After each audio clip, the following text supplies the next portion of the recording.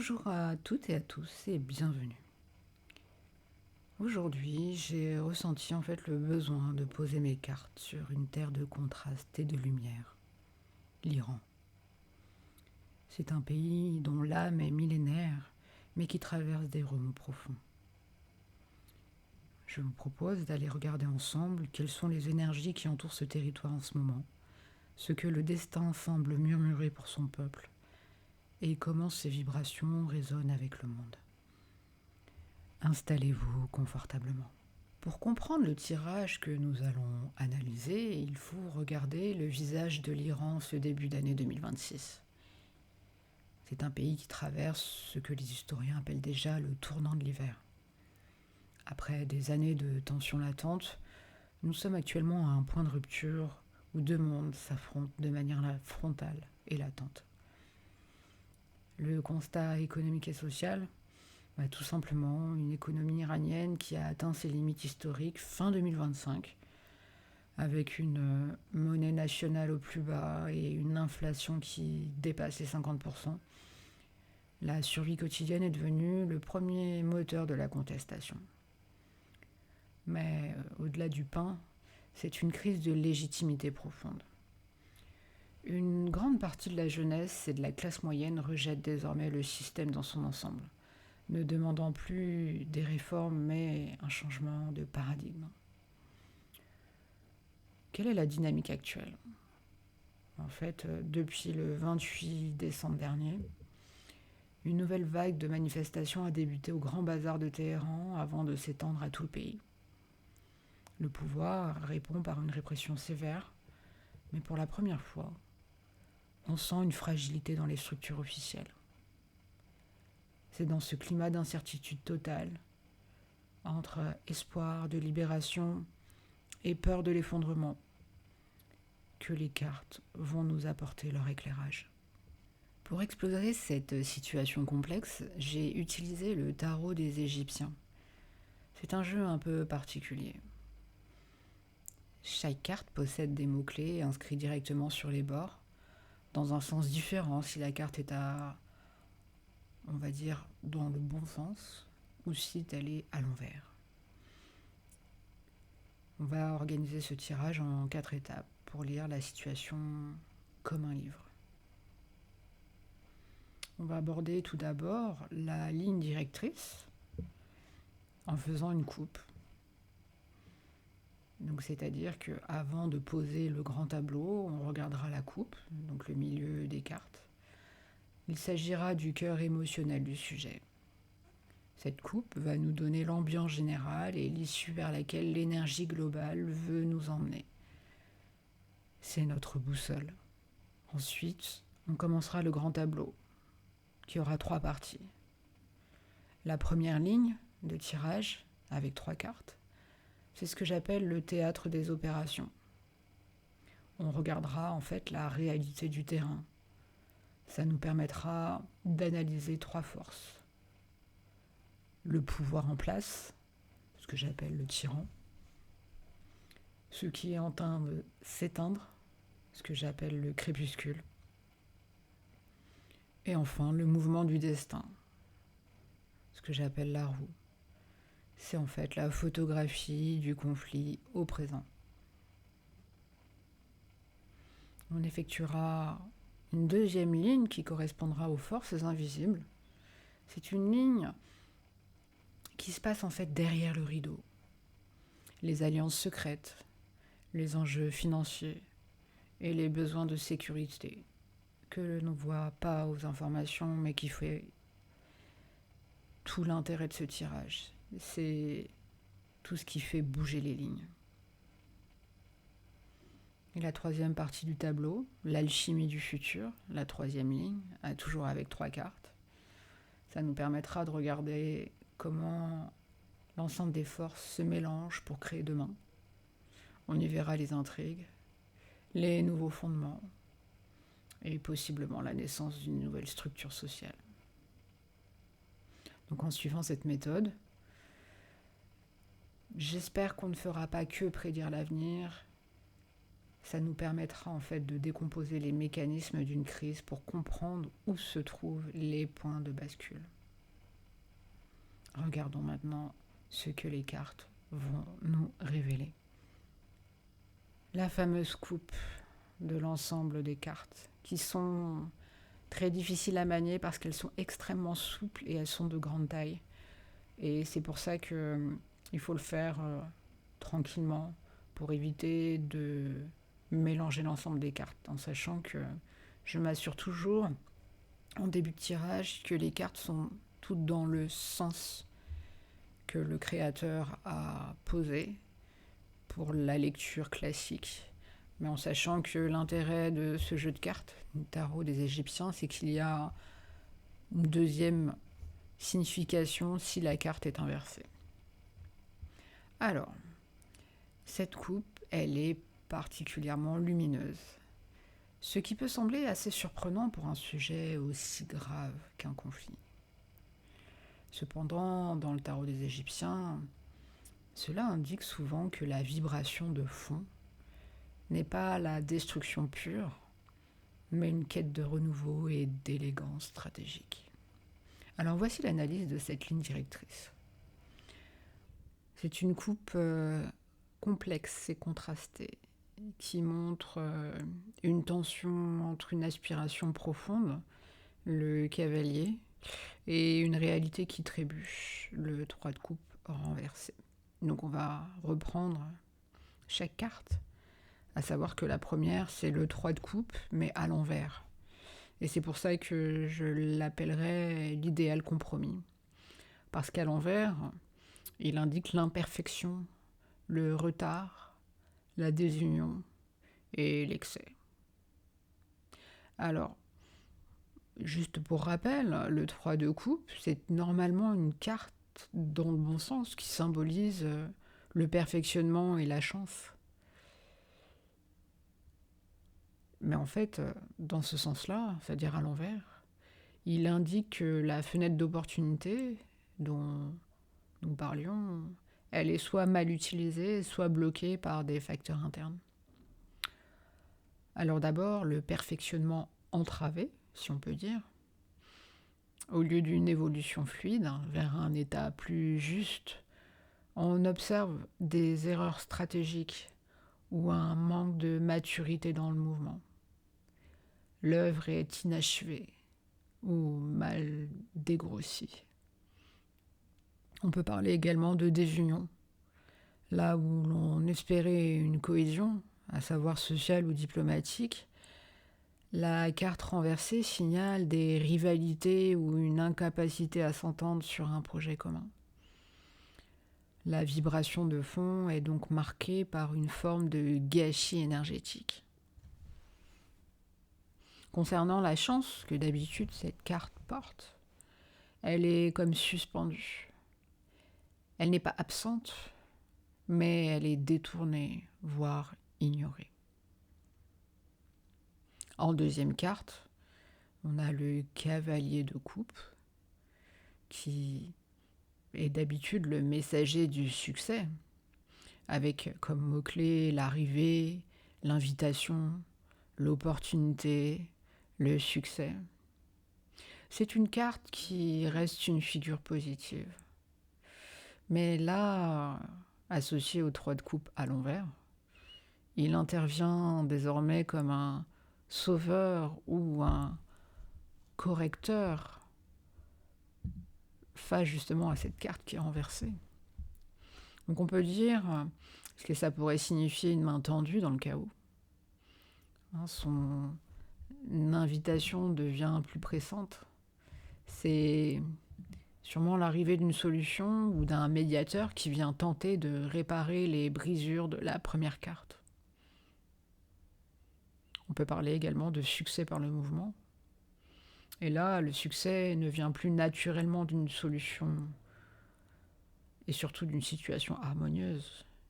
Il doit être apporté de l'extérieur ou alors par une action volontaire, ce fameux cavalier qui galope.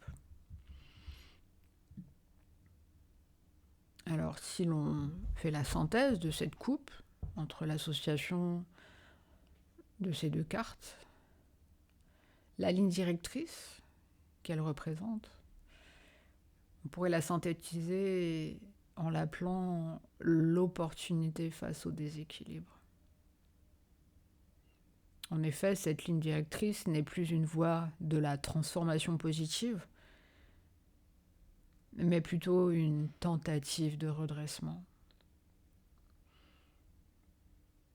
Là, le message indique que l'Iran traverse une phase où les forces de changement sont désorganisées ou alors minées par des excès.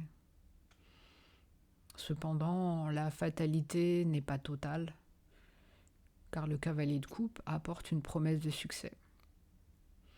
Donc cela suggère que le salut ne viendra pas d'un processus collectif naturel, mais d'un événement précis, possiblement d'une offre diplomatique, ou alors d'un personnage clé qui arrive pour canaliser l'énergie éparpillée.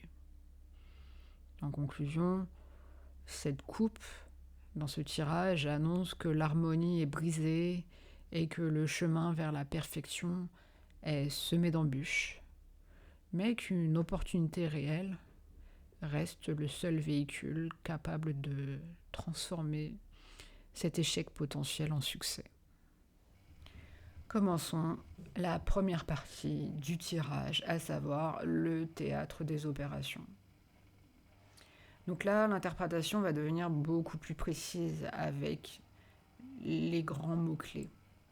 Donc le contraste entre la ligne directrice, qui est très positive, et ce fameux théâtre des opérations qui montre si l'idéal est là, si le terrain est miné par des forces contradictoires. Donc au niveau de cette première ligne, on commence par la première carte qui représente la position du tyran. Et en l'occurrence, on a l'as de coupe qui est tombé à l'envers, avec en mots-clés instabilité, échange et rêve prémonitoire. Donc ici, la figure d'autorité ou la force dominante, à savoir le tyran, n'est pas représentée par une force ou une puissance solide, mais par une grande instabilité. On peut clairement dire que le pouvoir en place semble perdre pied. L'as de coupe, à l'envers, suggère que les fondations émotionnelles, sociales,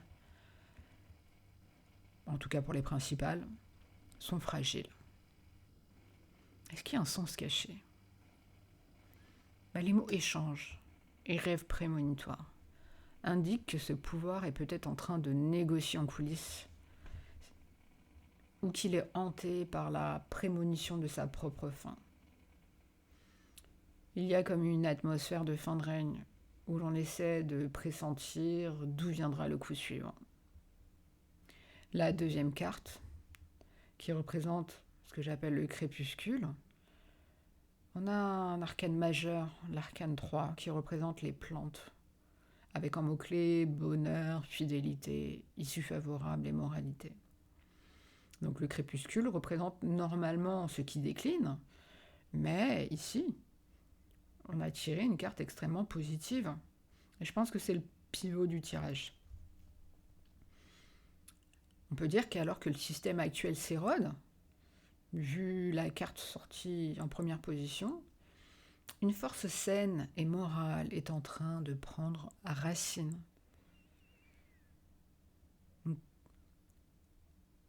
En termes de sens caché, on peut dire que la fidélité et la moralité suggèrent que le peuple ou une partie des institutions reste fidèle à des valeurs éthiques fortes.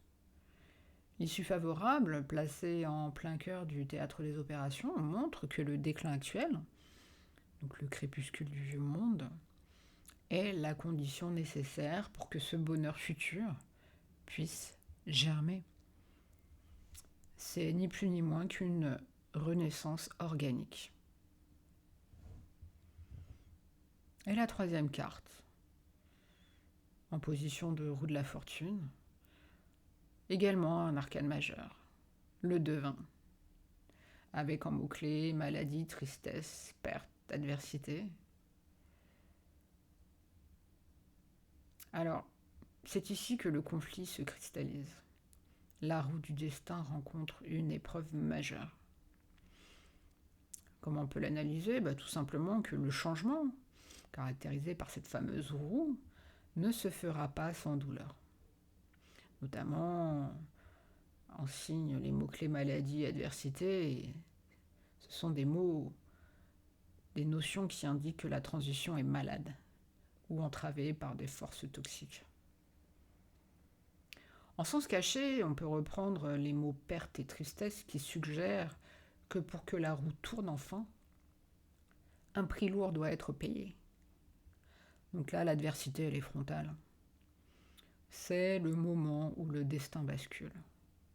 Mais dans un climat de souffrance ou de crise aiguë. Donc ça peut être une crise sanitaire, ça peut être une crise économique, une crise sociale ou la combinaison de toutes. Si on prend un peu de hauteur sur cette première ligne, donc ce fameux théâtre des opérations, ça décrit une phase de décomposition et de recomposition difficile. En premier point, le pouvoir est instable et cherche des issues pour que l'échange ne se fasse pas forcément dans les meilleures conditions, en tout cas pour ses adversaires, on va dire. En tout cas, la négociation est nerveuse. En deuxième point, la transition. Elle est portée par une base solide, morale et fidèle, qui promet une issue favorable sur le long terme.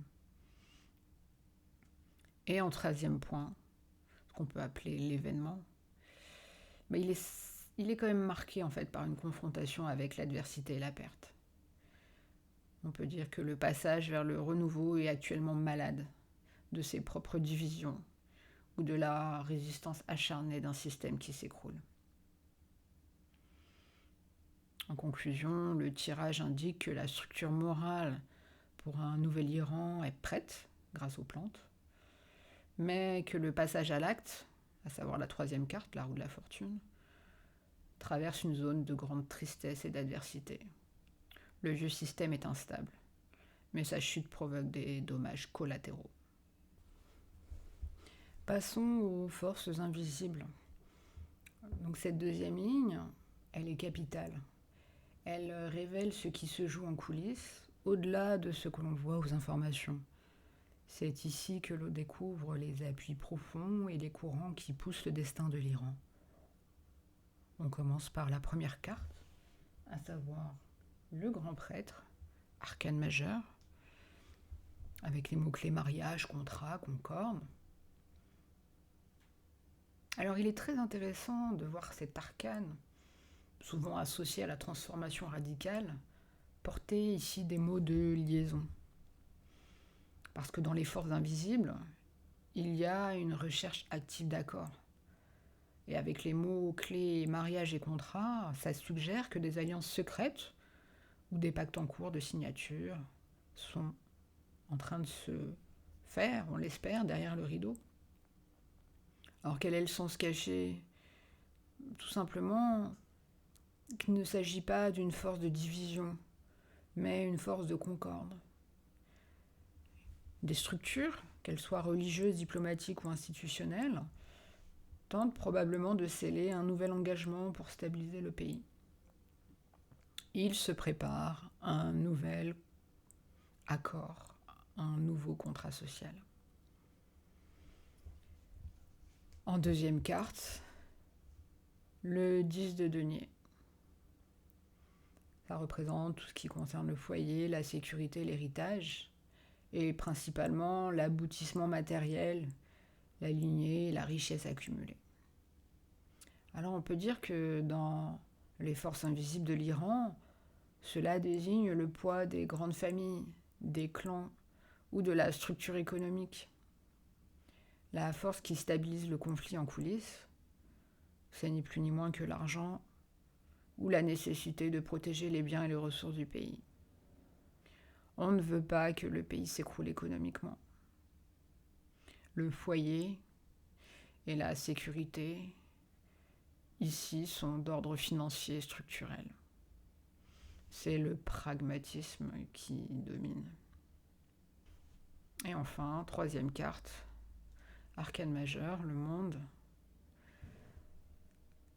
avec les mots-clés déménagement, émigration, devoir, libération. Et là, dans ce tirage, le monde ne représente pas une simple réussite statique, c'est une carte de mouvement nécessaire. Il y a d'une part la libération par le devoir, où le mot devoir est associé à libération, et du coup ça suggère que la liberté de l'Iran ne viendra pas d'un simple désir de changement, mais d'une obligation morale ou d'une nécessité historique. Clairement, ils se sentent obligés de se libérer pour survivre. C'est clairement un acte de responsabilité.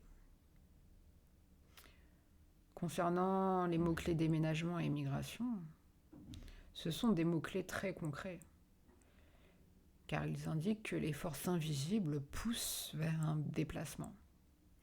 Alors, cela peut signifier que la solution au conflit passe par l'extérieur, en sachant notamment l'importance du rôle de la diaspora ou des relations internationales. Mais cela peut aussi symboliser un déménagement des structures, à savoir quitter un ancien mode de fonctionnement pour l'installer ailleurs, dans une nouvelle ère. Donc il y a une notion d'émigration hors du système actuel. Donc si on prend un petit peu de hauteur sur cette deuxième partie des forces invisibles, l'ensemble des 3 cartes, en regardant donc cette ligne complète des forces cachées derrière le conflit, en premier point, on a l'Alliance, le grand prêtre. Là, on cherche à passer à un contrat de concorde. Il y a une volonté de réconciliation officielle ou de pacte. Deuxième point, la structure, avec le 10 de denier. Là, il y a une notion de protéger le foyer, la sécurité et surtout l'héritage. Le moteur est la préservation des fondations du pays. Et le troisième point, le mouvement, avec la carte du monde. On aboutit avec cette carte à la libération qui passe par un déménagement ou une émigration. C'est l'idée de sortir des frontières actuelles pour accomplir son devoir. Donc la conclusion de cette deuxième partie, clairement, les forces invisibles travaillent à une transition très organisée. Il s'agit d'un accord pour sauver ce qui a de la valeur, afin de permettre au pays de respirer enfin et de retrouver le monde extérieur. Il y a une idée de passage d'un état à un autre qui est relativement marquée. C'est clairement une ligne de reconstruction. Alors que va nous réserver la troisième ligne, l'aboutissement de ce grand tableau? Je l'ai appelé l'alchimie du futur. Cette fameuse troisième et dernière partie qui va nous projeter dans la résolution du tirage. On quitte du coup le terrain des opérations et des forces invisibles pour voir comment la situation va se transformer concrètement. Voici l'analyse de cette ligne. Première carte, les astres, arcane majeur, avec comme mot-clé mystère, occultisme, intrigue, société secrète. Dans le tarot des Égyptiens, cette carte, placée en début d'avenir, suggère que la suite des événements ne sera pas totalement publique ou transparente. On peut supposer que le dénouement du conflit iranien repose sur des intrigues et des décisions prises dans l'ombre. Les sociétés secrètes ou les cercles de pouvoir fermés qui vont jouer donc un rôle moteur. Le sens caché, c'est que ce qui va faire le futur de l'Iran n'est pas ce qui est crié sur les toits, mais ce qui se trame dans le mystère. Il y a une dimension de manipulation, ou du moins de stratégie très confidentielle qui guide les astres du pays. En deuxième carte, les oiseaux et les poissons, également arcane majeur, avec en mot-clé certitude, fondement et confiance. Je pense très sincèrement que c'est une carte de stabilisation exceptionnelle après le mystère de la première carte. On peut dire que malgré les intrigues liées à la première carte des astres, le futur va possiblement s'appuyer sur des fondements solides, en tout cas on l'espère. Les oiseaux et les poissons, à savoir les éléments air et eau, symbolisent une harmonie retrouvée entre les aspirations spirituelles et les nécessités vitales. Il y a bien entendu, comme toujours, un sens caché, à savoir que l'on passe du doute à la certitude. Cela indique que le pays va retrouver des bases claires. La confiance, en fait, elle ne revient pas par hasard, mais parce que les fondations du nouvel Iran seront enfin posées. C'est le signe d'un régime ou d'une organisation qui s'installe durablement. Et enfin, pour clore ce tirage, la troisième et dernière carte, l'as de bâton, à l'envers. Alors, c'est une carte un peu ambiguë parce que, bien que la carte soit à l'envers, on a quand même des mots-clés qui pourraient sonner la confiance, à savoir naissance, confiance justement, création et famille, bien qu'il soit à l'envers. Mais avec ces mots-clés spécifiques, c'est très intéressant. Parce que normalement, lorsqu'il est dans le bon sens, à l'endroit, il représente une explosion d'énergie. Et à l'envers, ici, il parle plutôt d'une intériorisation. Alors, comment on peut l'analyser ? Tout simplement, déjà, en parlant de la naissance et de la création comme mots-clés, on peut dire qu'ils indiquent qu'un nouveau cycle commence. Le fait que cette carte soit à l'envers suggère que cette naissance se fait de manière douce, presque privée en fait, ou qu'elle prend racine au sein de la famille, la cellule de base de la société iranienne. Alors quel est le sens caché de cette carte ? On retrouve ici notamment le mot confiance.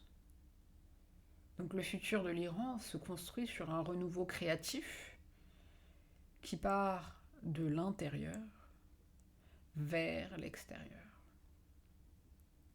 Donc c'est possiblement une reconstruction qui privilégie les liens humains et familiaux plutôt que la conquête ou la force brute. Le bâton est pas là pour battre en fait. Il est ici pacifié par son sens inversé, tout simplement. Alors si on regarde un peu plus de manière plus synthétique ce final de grand tableau, pour ce tirage spécifique à l'Iran, le premier point, la ligne directrice,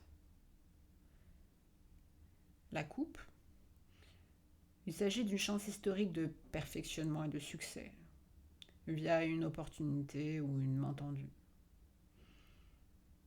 Le théâtre des opérations, on peut dire qu'un pouvoir instable, le fameux tyran, fait face à une poussée morale et organique, les plantes, mais dans une transition douloureuse. Les forces invisibles. On peut dire que des négociations de contrats pour sauver l'héritage économique sont faits en fait pour mener une libération. Et enfin, l'alchimie du futur. On peut dire qu'après une phase d'intrigue et de secret, le pays retrouve des bases solides et accouche d'une nouvelle ère centrée sur la reconstruction du lien social et familial. En grande conclusion, c'est un tirage porteur d'un espoir structuré.